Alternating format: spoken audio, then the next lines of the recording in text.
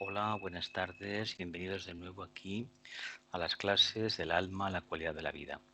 Hoy es martes 11 de mayo del 2021 y vamos a dar comienzo a la sesión número 134 del alma, la cualidad de la vida. Aparece el loto oico, que para este estudiante, este nenúfar, es simbolismo clarísimo del cuerpo causal, del cuerpo del alma, del yo superior. Los múltiples nombres de la conciencia. Si os interesa alguno, son 42 los que hay en la lista. Os lo miráis, como tenemos cada 10 diapositivas o 12 una dedicada a preguntas, se pueden aclarar las cuestiones. En esta diapositiva finalizamos la sesión anterior, la número 133. Dice, se introducen en el campo de su conciencia porque él ha creado una aura magnética que las invoca en su mente y las atrae. Esta aura magnética comienza a formarse en cuanto se hace contacto con el alma. El aura se ahonda y expande a medida que estos contactos son más frecuentes, convirtiéndose finalmente en un estado habitual de conciencia. Entonces se halla siempre y a voluntad en relación con su alma, el segundo aspecto divino, que las invoca en su mente y las atrae. Esta aura magnética comienza a formarse en cuanto se hace contacto con el alma. El aura se ahonda y expande a medida que estos contactos son más frecuentes, convirtiéndose finalmente en un estado habitual de conciencia.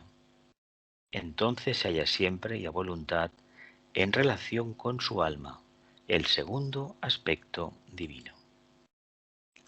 Dice, esta aura constituye en realidad la reserva de la sustancia mental. De la actual puede depender espiritualmente. El punto de unión se encuentra en el plano mental. Entonces, el discípulo no está controlado por la naturaleza astral, sino que trata de construir el antakarana por el cual pueden fluir las impresiones superiores. Esta aura constituye en realidad la reserva de la sustancia mental. De la actual, no, aquí tiene que ser de la cual puede depender espiritualmente. El punto de unión se encuentra en el plano mental. El punto de unión se encuentra en el plano mental.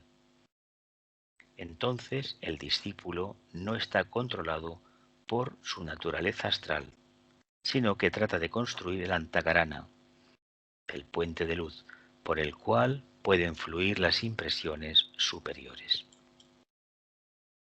Aprende el estudiante, el discípulo, a no disipar esta afluencia, sino a acumular dentro de su aura aquello con lo que se ha circundado, el conocimiento y la sabiduría que considera necesarios para servir a sus semejantes. Un discípulo es un centro magnético de luz y conocimiento, mientras mantiene su aura magnética en un estado de receptividad. Para que esto acontezca, debemos entender, según explica aquí el tibetano, que la personalidad está ya plenamente controlada e integrada. De lo contrario, nuestra aura no va a ser un núcleo atrayente de sabiduría, y menos aún un depósito en el cual la sabiduría se pueda contener.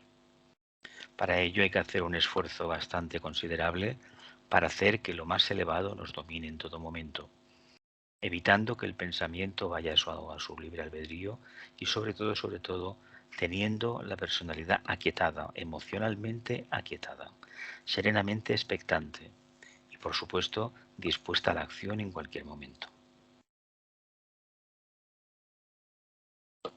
Entonces invoca constantemente, en los niveles superiores, las impresiones que pueden ser evocadas y puestas en actividad distribuidora mediante lo inferior, y aquello que demanda ayuda. Por lo tanto, a su debido tiempo, el discípulo se convierte en una diminuta analogía de la jerarquía, porque puede invocar a Shambhala y es fácilmente evocado por la demanda humana. Puede invocar a Shambhala y, finalmente, evocado por la demanda humana.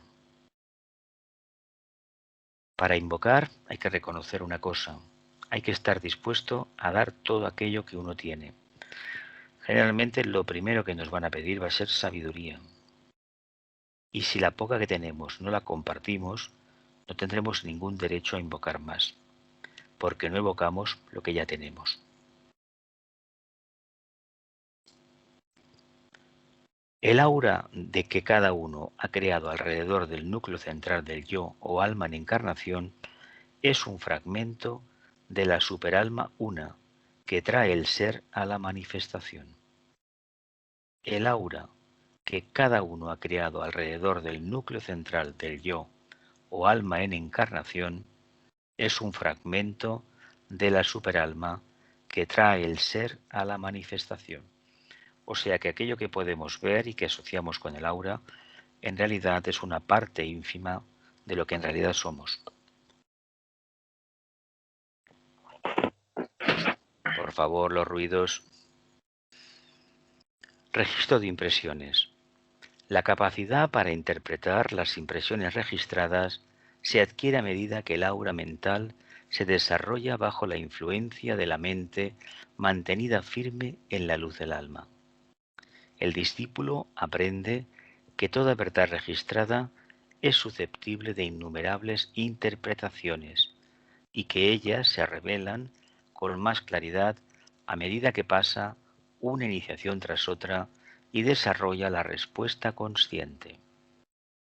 La capacidad para interpretar la impresión registrada se adquiere a medida que el aura mental se desarrolla bajo la influencia de la mente mantenida firme en la luz del alma. Utilizando el pensamiento, utilizando la reflexión, utilizando la meditación, uno va ensanchando el potencial del vehículo mental y va posibilitando acercarse a esa parte más abstracta, más impersonal, donde realmente empieza a percibir el alma, tener un punto de vista más elevado. La capacidad para invocar se manifiesta vida tras vida e involucra la invocación de la respuesta consciente del anima mundi o del alma subconsciente de todas las cosas, como también de la conciencia humana y del contacto superconsciente del mundo. La capacidad para invocar se manifiesta vida tras vida e involucra la invocación de la respuesta consciente del anima mundi o del alma subconsciente de todas las cosas, como también de la conciencia humana y del contacto superconsciente del mundo.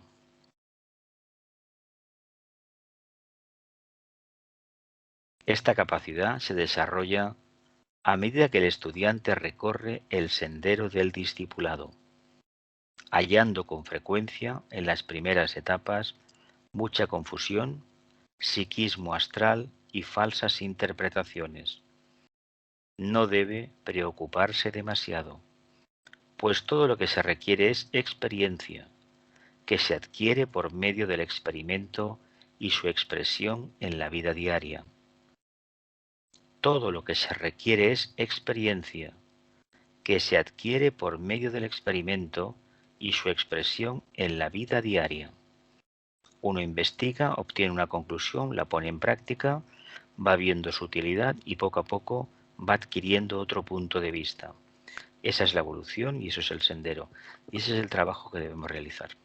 No tomar la información de los demás o la supuesta experiencia de los demás y aplicárnosla nosotros. No se puede hacer eso.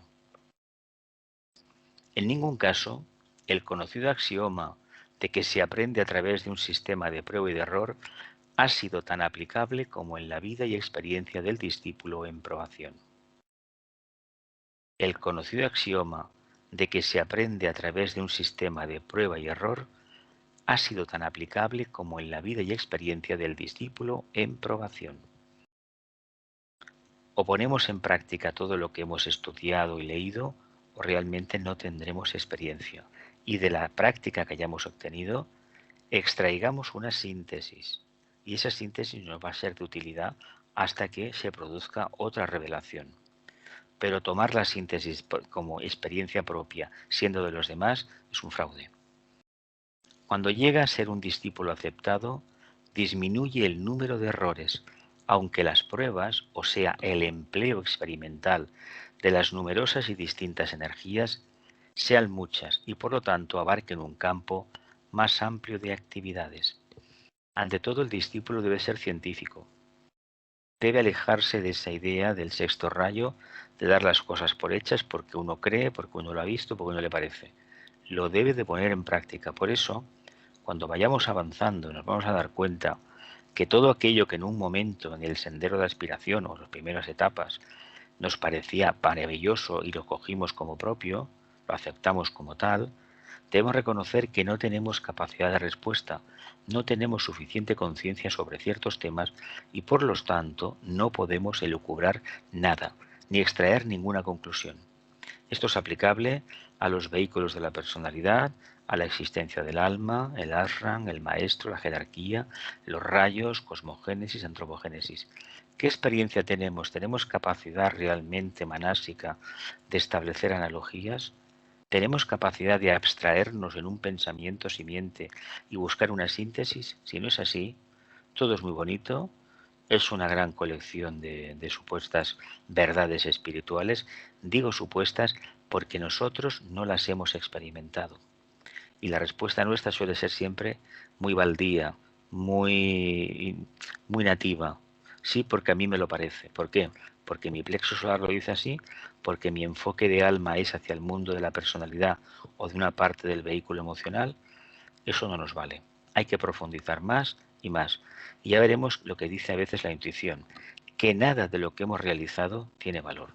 El día que eso llegue, pensemos que tal vez empezamos a ir por el camino correcto. El proceso de registro se fundamenta en lo que podría denominarse acercamiento invocador desde una extensa zona de posibles contactos. Acercamiento invocador desde una extensa zona de posibles contactos. El discípulo tiene que aprender a diferenciar entre los numerosos impactos que llegan a su aura sensible. En las etapas iniciales, la mayoría de los impactos son registrados inconscientemente, aunque el registro sea agudo y exacto. En las etapas iniciales, la mayoría de los impactos son registrados inconscientemente, aunque el registro sea agudo y exacto. Es muy difícil registrar en plena conciencia de vigilia un impacto y realmente desarrollarlo, conocer su origen y el contenido del mismo. Muchas veces son aluviones que nos caen, impactos, pero no tenemos la capacidad suficiente para desgranarlos. Por lo tanto, no podremos separar la paja del trigo, no podremos apreciar qué es aquello que ha venido, que nos puede ser de muchísima utilidad en ese momento. De ahí que perdamos tantísimas oportunidades, pero no olvidemos que estamos aprendiendo y la prueba, error, acierto, error van a la par, ¿eh? O estamos dispuestos a pasar el tiempo haciendo experimentos o realmente no vamos a avanzar mucho, ¿eh? Bien, ya llegan las preguntas. Dice, sin embargo, el objetivo consiste en registrar conscientemente. Esto se efectúa manteniendo con constancia y firmeza la actitud del observador, que se desarrolla obteniendo el desapego del observador de todos los deseos y ansias que conciernen al yo separado. Desapego del observador de todos los deseos y ansias de que conciernen al yo separado. Actuemos verdaderamente como almas, de manera desapegada, desprendida, totalmente indiferente, hacia el mundo de la materia, hacia el mundo de la personalidad. El día que nos desliguemos de la idea de la personalidad, de lo que me gusta, lo que no me gusta, lo que quiero, lo que no quiero, de lo que realmente es la verdadera actitud del observador, ese día habremos dado un paso al frente. Y veremos que entre estos árboles de la diapositiva hay un camino recto que nos conduce a la casa del Padre. Pero deberemos esforzarnos en eliminar todo aquello que me habla del yo, de lo que me gusta, de lo que no me gusta, de lo que pienso, de lo que no pienso. Bien, llegan las preguntas, así que adelante. Preguntas, aportaciones, conclusiones. Jesús, yo te quería... Aquellos nombres Adelante, adelante. los nombres que están al principio, ¿sabes? Sí. Al final, ¿qué son? ¿Nombres del alma o de la conciencia? ¿Y en qué se diferencia una cosa y la otra? Pues es lo Conciencia y mismo, alma. mujer. Es lo ¿Es lo mismo, mismo? mujer, claro. Es el nombre que tú le quieras poner. A fin de cuentas, cuando le habla, pone el vigía, el observador, la joya en el loto, el yo superior. Pero es lo mismo Claro, alma que claro, conciencia. claro. Es que, a ver, el alma es un punto neutro que desarrolla la conciencia, el ser humano en el camino de retorno con la ayuda del ángel solar. Nosotros somos mónadas. Lo que sucede que lo único que nos conecta realmente entre lo que es la tríada espiritual, donde está el átomo manásico permanente, que es el primer subplano del plano mental, está ese átomo, está ahí. Y tiene que haber una ligazón con lo que es la tríada inferior, la personalidad, constituida por el vehículo mental concreto, el emocional y el físico etérico. El nexo de unión, ese cuerpo causal, ese cáliz de oro, ese como le ponemos al principio, ese loto, simbólicamente hablando, está construido con los mejores pensamientos, las mejores acciones, las mejores aspiraciones del ser humano encarnado. Hasta que no tengamos plenamente conciencia de lo que es la dualidad, no empezaremos a construir de forma muy positiva. Nosotros no tenemos acceso al mundo de la mónada hasta que no lleguemos a un nivel de respuesta a la realidad que nos circunda. Hasta que no vayamos ensanchando esta conciencia, a fin de cuentas, si hablamos de conciencia, es porque todavía hay una parte involutiva. Cuando seamos iniciados no hablaremos de conciencia porque ya no tendremos dualidad. Todo en la cuarta iniciación, a partir de ahí, ya no hay dualidad. Vale.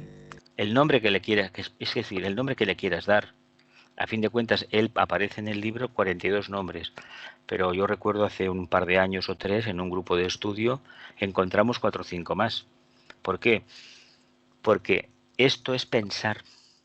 La meditación nos obliga a pensar, no a mantener la mente en blanco, a pensar. Y a medida que pensamos, construimos. Y vamos construyendo la antacarana. Si no hay una actividad del pensamiento, no hay precisamente una capacidad de pensar en algo muy abstracto, no vamos a construir esa vasija, ese cuerpo causal. A mí me gustaría que dieras pensamientos simientes, porque yo antes has dicho uno, pero era tan largo que ya no me Eso es el acuerdo. de la luna nueva. Ya, pero no sé yo Pues pensamientos mira, el simientes. pensamiento del mes en curso, veo y cuando el ojo se abre todo se ilumina. Pensamiento propio de Vale, Tauro, claro. vale. Hay otro pensamiento también asociado con la luna nueva que estamos hoy, que dice: buscad a los miembros del nuevo grupo de servidores del mundo y fortaleced sus manos.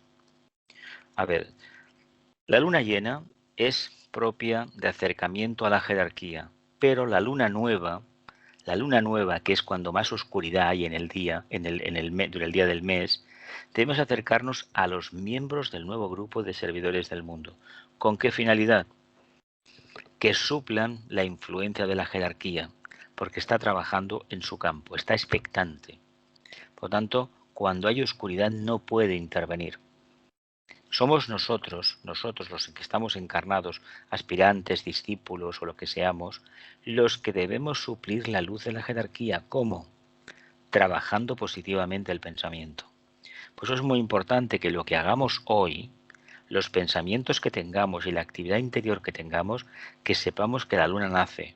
Y con ello viene una afluencia de energía que nos va a catapultar al siguiente plenilunio, que es precisamente el 26 de este mes de mayo, el Festival del Cristo, de la Día Mundial de Invocación, o otro festival de Pascua, la luna de Géminis. ¿Alguna pregunta más, familia? ¿No? ¿Seguro? Pues venga, pasamos.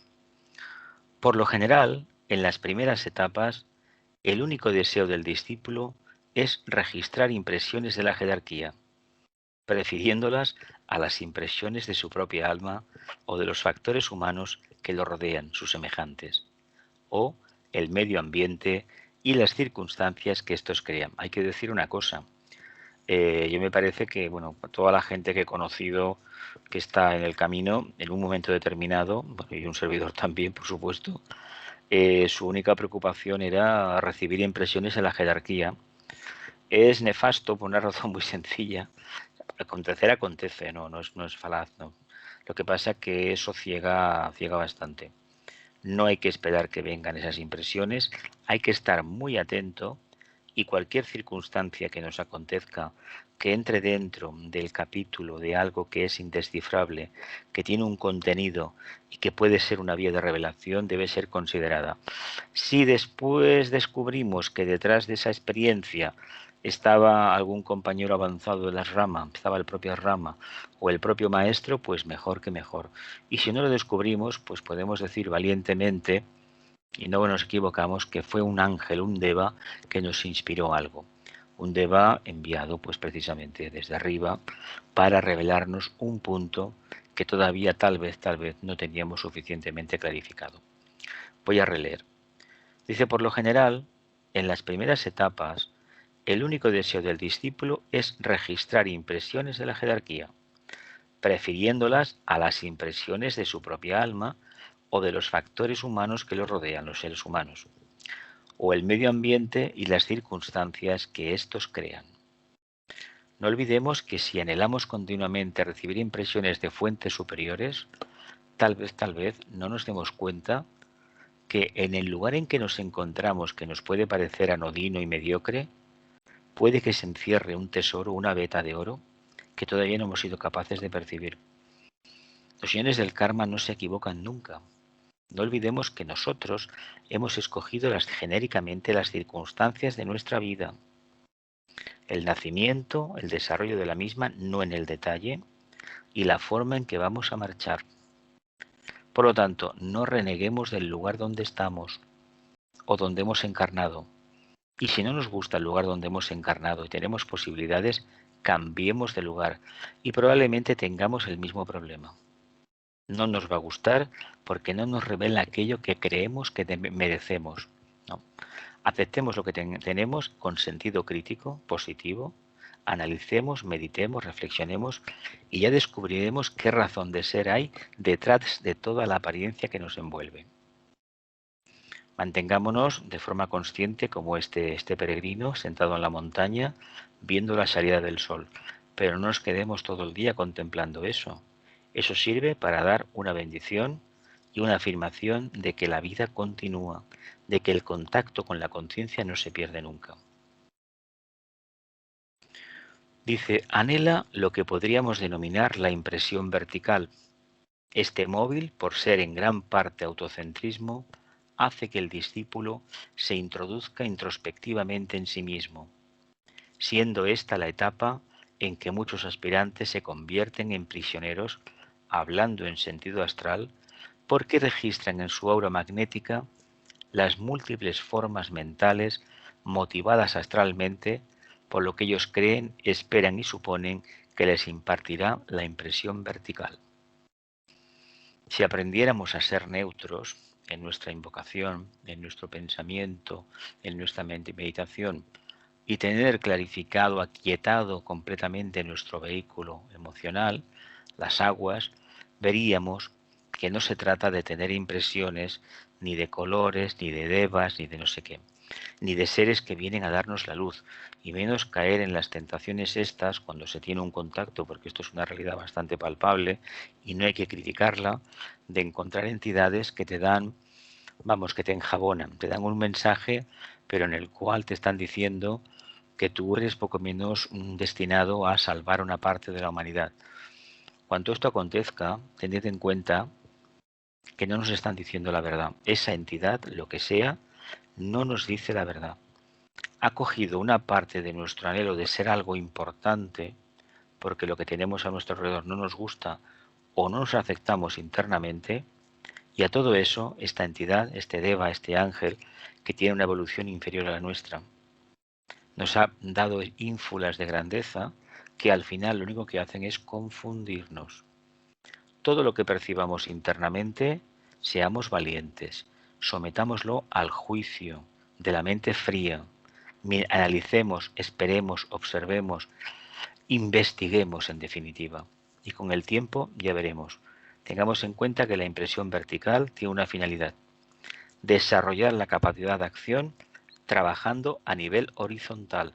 No olvidemos que el discípulo, el aspirante, debe trabajar a nivel horizontal, pero su capacidad invocativa es vertical, hacia arriba. Y luego aprenderá que con el brazo horizontal se puede aprender también. ¿Por qué? Porque se pone en práctica todo aquello captado a través de la impresión vertical. Continuamos, familia.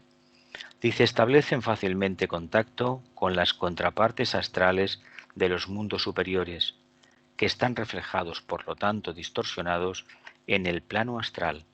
Dice, allí se registra un mundo de espejismo formado por los deseos erróneos y egoístas y los pensamientos ansiosos de los devotos bien intencionados. Pensamientos ansiosos de devotos, de aspirantes bien intencionados.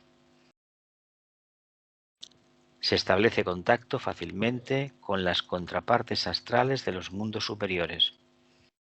Por ejemplo, cuando hay afirmaciones de que se han estado en los registros acásicos, que se ha visto el pasado, el futuro, bueno, eso está reflejado en la luz astral. Hay una contraparte y evidentemente como también la hay de Shambhala y de todo lo que más o menos tanto llama la atención en el mundo del discipulado. Pero eso no es real, ¿eh? Para conocer, por ejemplo, los registros acásicos y poder conocer todo eso que tanto nos llama la atención, pero más que nada nos llama la atención no por cuestiones de servicio, sino para fisgonear en la vida de los demás, no lo olvidemos esto, se debe tener una iniciación muy alta y a esos niveles no está permitido acercarse al campo de la investigación esotérica con rastros de personalidad, de personalismo, de gustos y preferencias, y menos aún con la idea peregrina de que uno está por encima de los demás. Eso no forma parte del carácter de un discípulo de la jerarquía.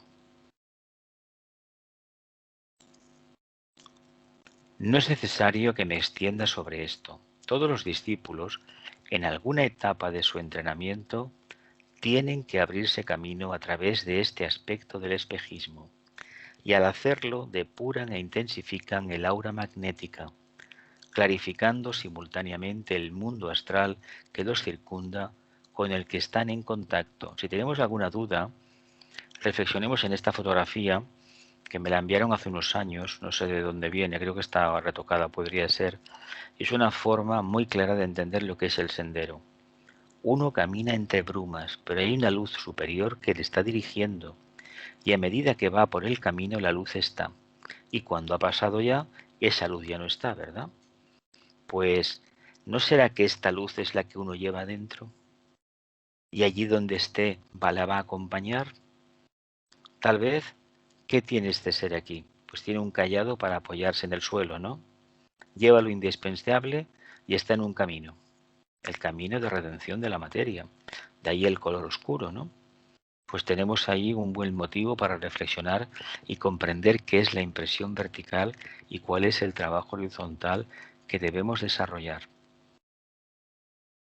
Todos los discípulos del tibetano, en alguna etapa, tienen que abrirse camino a través de este aspecto del espejismo, y al hacerlo depuran e intensifican el aura magnética, clarificando simultáneamente el mundo astral que los circunda con el que están en contacto. Así que no tengamos miedo de conocernos cada día más, seamos valientes y cuando una cosa nos parezca que no es correcta, desechémosla. Dice, también aprenden que el anhelo de registrar impresiones jerárquicas debe trocarse en el anhelo de poner a disposición de la humanidad su aura magnética. Entonces aprenden a registrar la necesidad humana y a comprender dónde es posible ayudar y servir a sus semejantes. Aprenden que el anhelo de registrar impresiones jerárquicas debe cambiarse por el anhelo de poner a disposición de los demás su aura magnética. ¿Cómo entendemos esto? Un discípulo debe irradiar, ¿verdad? Debe irradiar su estado de conciencia. Por lo tanto, tenemos la responsabilidad añadida de que si realmente hemos comprendido que estamos percibiendo impresiones de tipo superior procedentes del alma, de la rama, del maestro o del nuevo grupo de servidores del mundo, etcétera, etcétera, debemos mantener la mente aquietada, el vehículo emocional silenciado completamente, armonizado y sobre todo, que no haya ningún impedimento para que la energía del alma se pueda registrar a nivel neuronal, a nivel cerebral, todo el sistema nervioso y estemos siempre dispuestos a la acción. Si esto lo conseguimos, el espejismo del Maya, la falta de vitalidad propia de un alma que no puede contactar con su reflejo más denso, con su mecanismo externo, el vehículo etérico, esa prueba la habremos pasado ya. Pero tengamos en cuenta que para ello debemos tener pensamientos buenos, pensamientos positivos en el sentido de no perder el tiempo pensando y soñando y discerniendo sobre la personalidad. Eso ya lo hemos hecho antes. Se trata de utilizar la capacidad manásica superior para desentrañar misterios que conciernen al tema del alma, lo que somos en realidad. Si lo hacemos es como lo mismo que esta carretera, este caminito, esta carretera pequeña que nos conduce dentro del bosque. El bosque ya sabéis que nos puede confundir. No obstante, si somos firmes a nuestro contacto interno, iremos por el camino correcto, adecuado, para el que en este momento estamos preparados. De ahí que hay que comprender que es posible ayudar a nuestros semejantes en cualquier momento y no olvidemos que si recibimos una impresión superior es para ponerla en práctica. Mediante este registro consciente de las demandas invocadoras que proceden del mundo de los contactos horizontales, el aura magnética del discípulo se libera de las formas mentales que lo obstaculicen y absorben, como también de los deseos, aspiraciones y anhelos que hasta ahora le han impedido registrar correctamente. Vamos a ver.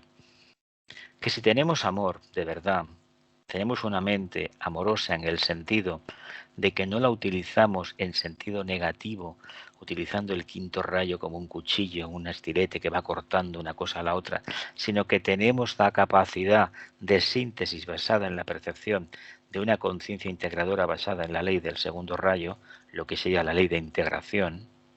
Si esto lo trabajamos, estamos purificando el aura y estamos evocando el potencial del alma y ayudando a los que nos rodean sin que nosotros nos demos cuenta, no nos interesa.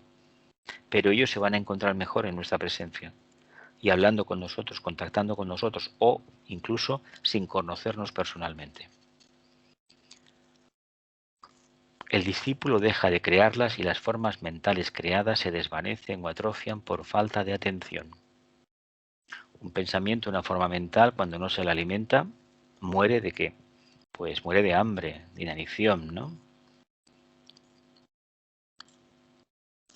Dice posteriormente, cuando el discípulo en probación se convierte en discípulo aceptado y se le permite participar en actividades arrámicas, agrega a ello la capacidad de registrar la impresión jerárquica. Sin embargo, podrá hacerlo después que ha aprendido a registrar la impresión que le llega de su propia alma, impresión vertical, y la del mundo circundante de los hombres, la impresión horizontal. Cuando ha obtenido ciertas iniciaciones, su aura magnética será capaz de registrar impresiones provenientes de los reinos subhumanos de la naturaleza. Iniciaciones subimportantes, aura magnética capaz de registrar impresiones de los reinos subhumanos de la naturaleza. Es muy interesante ir en silencio por los bosques que no estén muy transitados, que no estén al lado de una autopista ni cosas por el estilo. Y si uno va en silencio y va expectante, pues será difícil que no vea algo, no perciba algo, incluso puede escuchar algo, alguna melodía especial, a ver algún juego de luces especiales y a lo mejor no llega a verlos directamente, pero sí que puede percibir dentro de piedras o en el sotobosque como si estuviese siendo observado. Todo esto que aparece en los cuentos, esto es factible, pero hemos de tener el aura limpia, hemos de estar en silencio, hemos de tener capacidad de estar muy concentrados. Finalmente, cuando se convierte en un maestro de sabiduría y por lo tanto en un miembro del quinto reino de la naturaleza, la jerarquía planetaria, su aura magnética recibirá la impresión horizontal del mundo de la vida y actividad jerárquica. La impresión vertical la recibirá de los niveles superiores de la tríada espiritual, niveles superiores de la tríada espiritual, del átomo átmico permanente. Y por último, de Shambhala. Dice, entonces la humanidad será para él lo que los reinos subhumanos fueron para el cuarto reino, el humano, cuando constituía el campo de su impresión horizontal registrada. Mirad, uno de los problemas que hay en el sendero, y hay que discernirlo cuanto antes, si se percibe, si no se percibe, no hagamos un cambio porque los demás lo dicen. Debemos nosotros, a través de nuestra investigación, comprobarlo si es así o no. Hemos perdido el tiempo durante muchos años, prácticamente en un sendero, si dura 40 años, una vida de un ser humano, 30 se han perdido precisamente en hacer fabulaciones que no tenían razón de ser.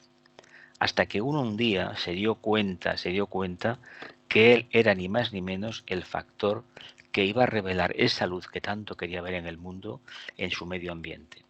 Si uno habla tanto de la luz y del amor y de la filosofía esotérica, que sepa que con la gente con la que suele estar en contacto habitualmente, lo debe de poner en práctica. A algunos no debe de hablarle en términos de astrología esotérica, ni filosofía esotérica, ni curación esotérica, porque no lo van a entender. Pero sí deben de ver en él un carácter aposentado, afable, dispuesto a escuchar y sobre todo dispuesto a actuar con una gran perseverancia y tenacidad. Si esto lo ven, no es necesario que expliquemos lo que hacemos, si sabemos de sanación, si sabemos de rayos o de lo que sea. No olvidemos que la verdadera sanación no es tanto que se me cure el cáncer de turno si es que existe, sino que yo acepte que tengo esa dificultad y al mismo tiempo comprenda que ya no me obstaculiza para nada mi camino. Y esta curación por el contacto de áurico, por esta emanación consciente de energía positiva, es una capacidad que todos tenemos, todos los humanos tenemos. Por lo tanto, se trata ni más ni menos que la pongamos en práctica y al servicio de los demás. No nos quedemos los buenos pensamientos para nosotros, sino para todo el mundo. La inspiración. Inspiración implica otro aspecto de desarrollo. La inspiración es análoga a la mediumnidad, pero totalmente egoica. Utiliza la mente como medio para transmitir al cerebro lo que el alma sabe. La mediumnidad describe generalmente el proceso cuando está confinado totalmente en los niveles astrales. En el plano egoico, esto implica la inspiración. Reflexionen sobre esta definición porque explica mucho. La inspiración implica otro aspecto de desarrollo. La inspiración es análoga a la mediumnidad, pero totalmente egoica. Utiliza la mente como medio para transmitir al cerebro lo que el alma sabe. La mediumnidad describe generalmente el proceso cuando está confinado totalmente en los vehículos astrales. En el plano egoico, esto implica la inspiración. Reflexionen sobre esta definición porque explica mucho.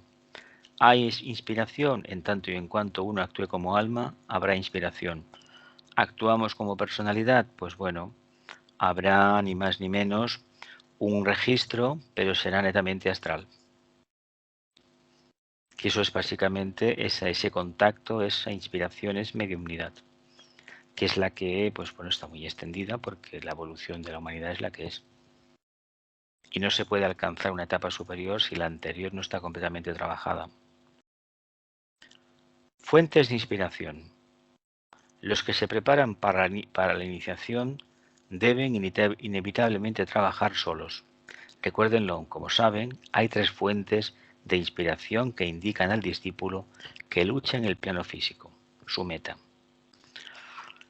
Los que se preparan para la iniciación deben inevitablemente trabajar solos, en silencio, sin esperar recompensa, sin esperar el triunfo, sin esperar que nadie le indique dónde está el camino y cuál es la siguiente prueba.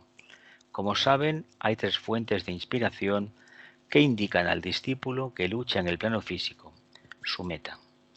Una, su propia alma por el contacto directo como resultado del alineamiento.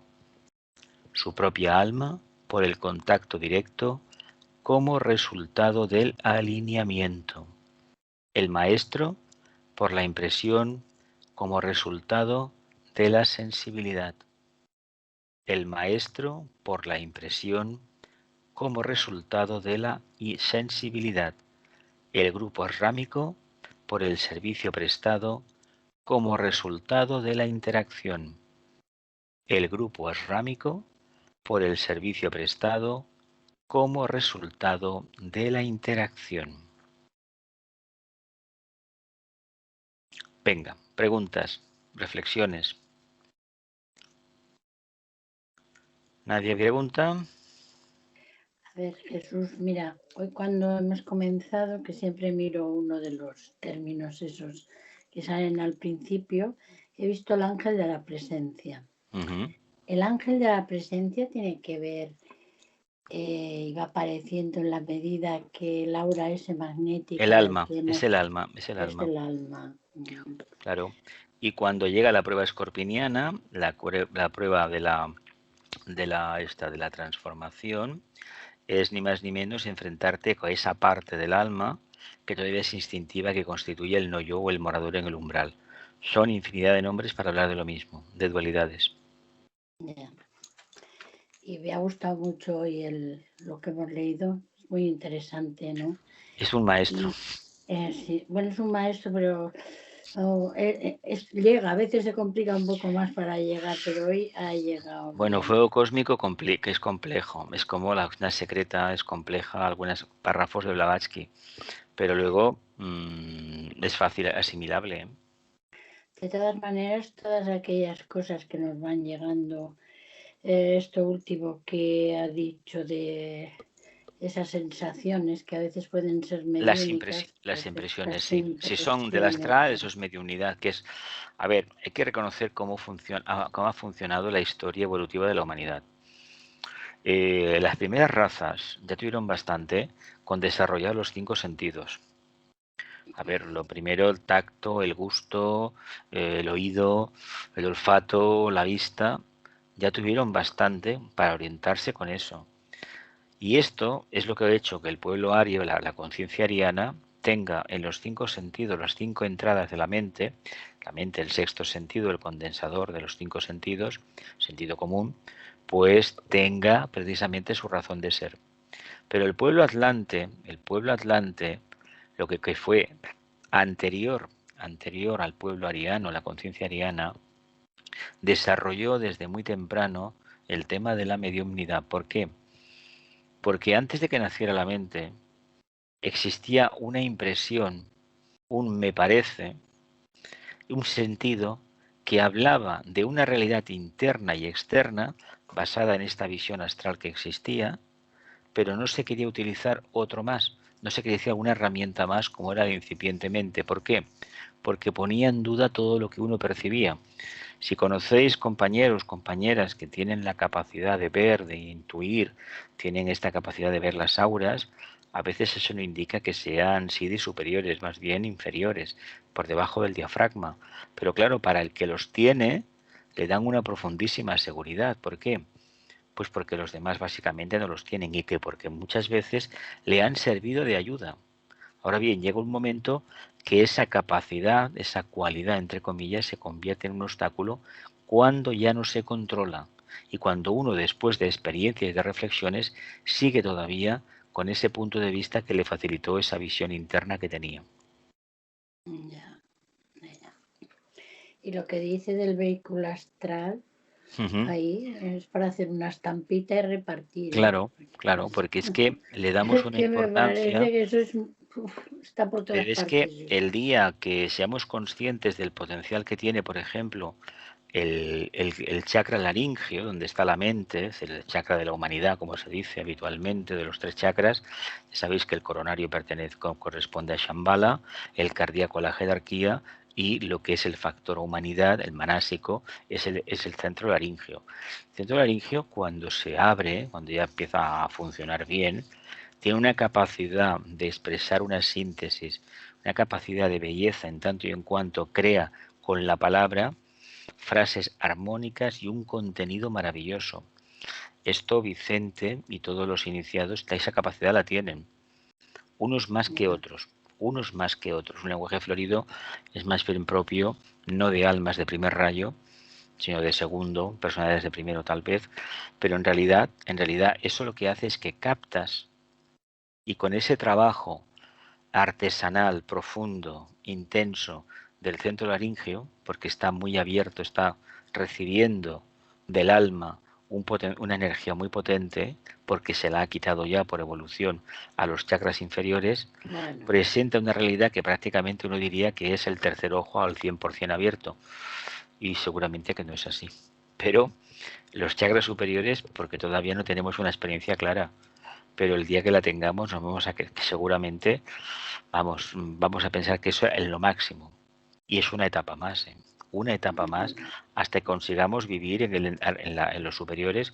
De hecho, la conexión correcta cuando seamos iniciados será coronario, cardíaco y agna, porque el agna es el sintetizador de la personalidad.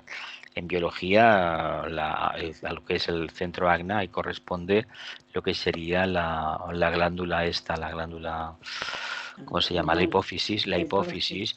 y es la glándula maestra para el sistema endocrino. Claro, ¿por qué?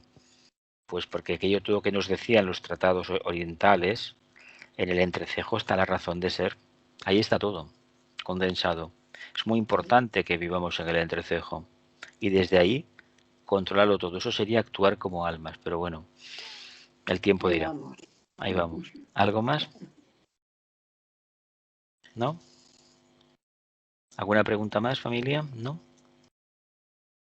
Vamos. Dice, posteriormente, a medida que progresa el discípulo iniciado y construye el antakarana, la energía de la vida una que emana de la mónada, despierta el cuarto tipo de inspiración. La energía de la vida una que procede de la mónada despierta el cuarto tipo de inspiración.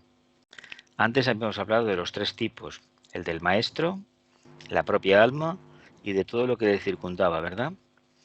Dice, a estas fuentes espirituales de inspiración debe agregarse otras menores, como la impresión mental telepáticamente registrada proveniente de la multitud de pensadores y de mentes. Y mentes, no de mentes, ¿no? Impresión mental telepáticamente registrada proveniente de la multitud de pensadores y de mentes. Pero no de mentes en el sentido tradicional, ¿no? La mente de otros seres. La pregunta que nos podríamos formular es si nosotros somos capaces en el día a día de registrar los pensamientos de la gente que nos rodea. En las meditaciones registramos cosas que a veces decimos, no, no, vienen de arriba, vienen de alguien muy, muy elevado.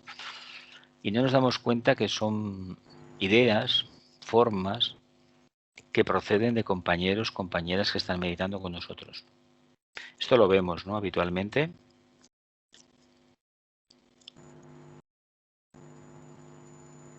Hay un micrófono abierto. Hay un micrófono abierto, por favor, cerradlo, ¿eh? Que hace ruido y luego queda muy mal el vídeo, ¿eh? La voz interna. 1. Los hombres amortiguan la voz interna que atestigua la vida del más allá y ahogan las palabras que resuenan en el silencio, por el bullicio y el torbellino de los negocios, los placeres y las excitaciones. Todo el secreto del éxito en el sendero esotérico depende de la actitud mental. Cuando la actitud es concreta y materialista, concentrada en la forma, y se desean las cosas del momento actual, hay poco progreso en la captación de la verdad esotérica superior. Es curioso, pero cuando yo empecé, leí un libro, algo, no era Siddhartha, era algo parecido, y sí que recuerdo que todo, bueno, sí, un libro que me ayudó mucho en su momento fue el Kybalion, y allí se dice clarísimamente que el universo es mental. Por lo tanto, antes hemos hablado de la vivencia en el entrecejo. Es que vivir en el entrecejo significa básicamente ser mental. Y coger toda la parte anímica, emocional y registrarla desde el entrecejo. Por lo tanto, los vehículos de la personalidad sí que estarán entonces al servicio del alma. Por lo tanto, si buscamos lo más superior, esta actitud mental, vamos a tener una percepción distinta de si que estamos en el plexo solar y contemplamos la evolución. No es lo mismo estar en el plexo solar que estar en el centro de entrecejo, y menos aún cuando será el día que podamos estar en la cima de la cabeza, en el centro coronario. Todo el secreto del éxito en el sendero esotérico depende de la actitud mental. Dice, cuando la actitud es concreta y materialista, concentrada en la forma y se desean las cosas del momento, hay poco progreso en la captación de la verdad esotérica. A veces a los mentales llamamos como mente materialista, pero no nos confundamos, ¿eh? Puede haber infinitamente más materialismo en una mente kamamánásica, porque es una mente de deseos. Una verdadera mente que tenga amor está carente de deseos, al menos esos deseos que pasan por hacer la vida imposible a los demás o aprovecharse de su debilidad mental, que es lo que en estos tiempos está aconteciendo, de forma impune. Dice, el sendero de iniciación es donde se adquiere una constante expansión de conciencia con acrecentada sensibilidad a las vibraciones superiores. Esto se manifiesta al principio como sensibilidad a la voz interna, una de las facultades más necesarias en un discípulo. Los grandes seres buscan a quienes pueden obedecer rápidamente a la voz interna de su alma. Los maestros buscan a aquellos que obedecen rápidamente a la voz de su alma. ¿Cómo se consigue esto? Por el proceso de la meditación, del trabajo interno, uno en un momento dado empieza a percibir una vocecita que le dice, esto no. Imagino que todos los que estáis en este momento en la clase y aquellos otros que verán este vídeo después en internet, seguramente que estarán de acuerdo en que hay una voz interna que se registra en un momento y te dice por aquí sí, por allí no.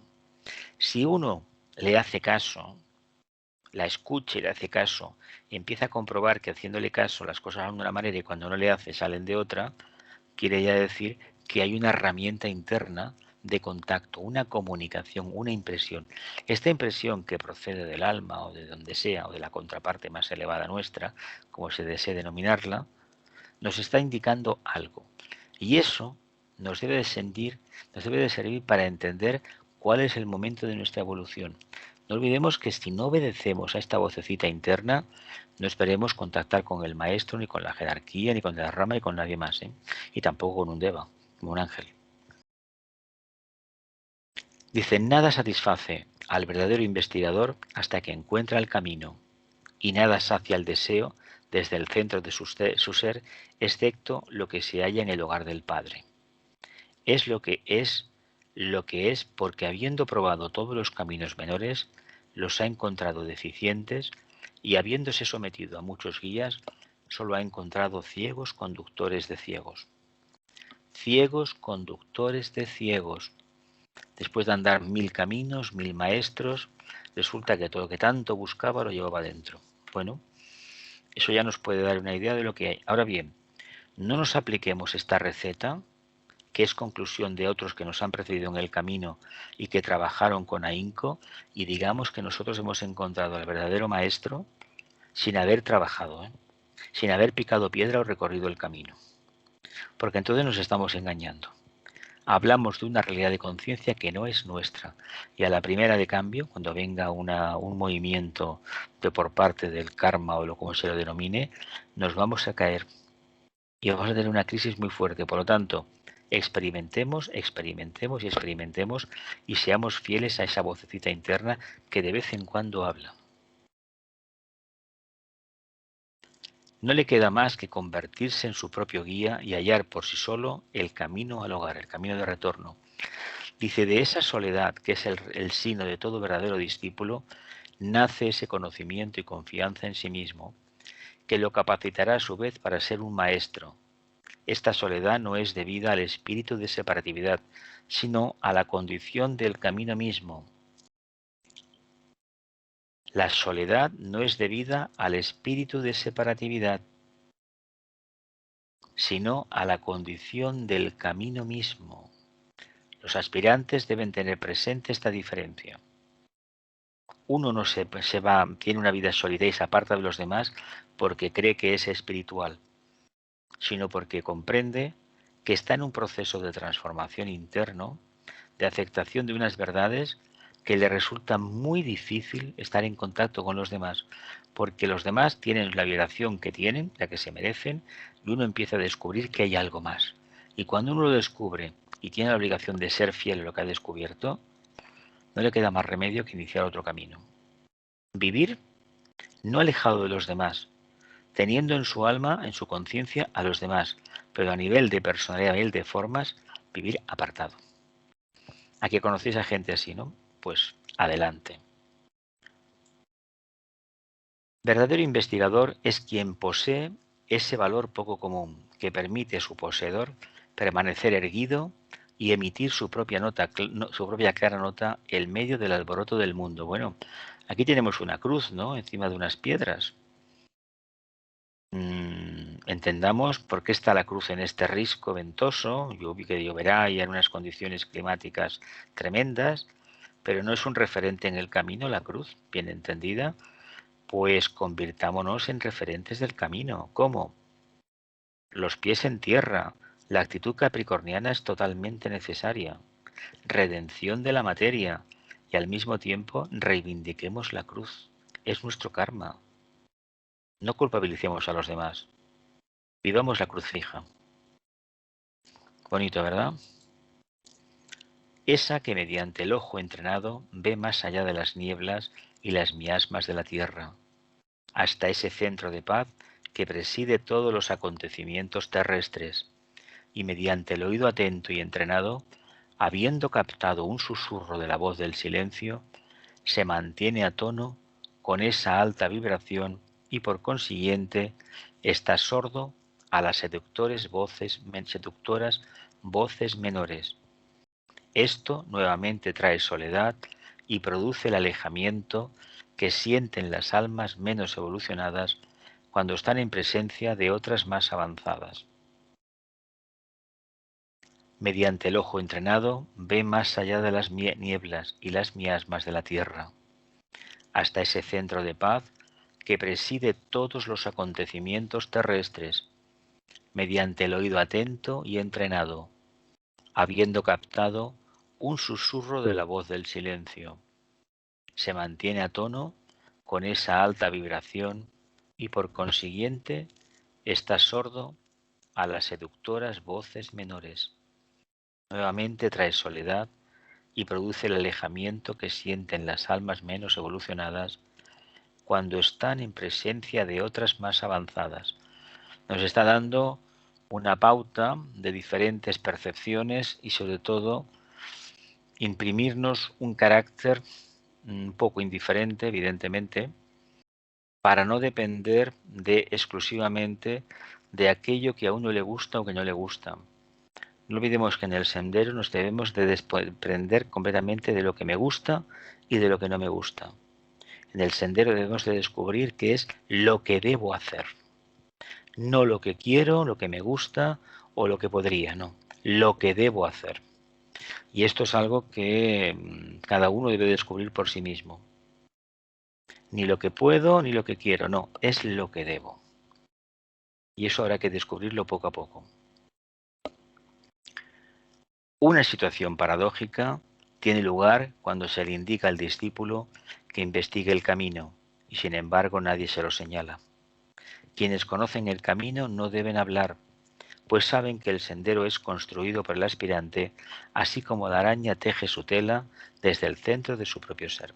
Fijaos qué forma tan maravillosa que tiene el tibetano de explicarnos en qué consiste el sendero, en tu propia búsqueda. Por eso no se puede copiar el sendero de los demás. No nos interesa para nada, no es real. Bien, familia, ya es la hora.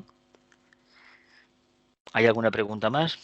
Si no, cortamos la clase, ¿no?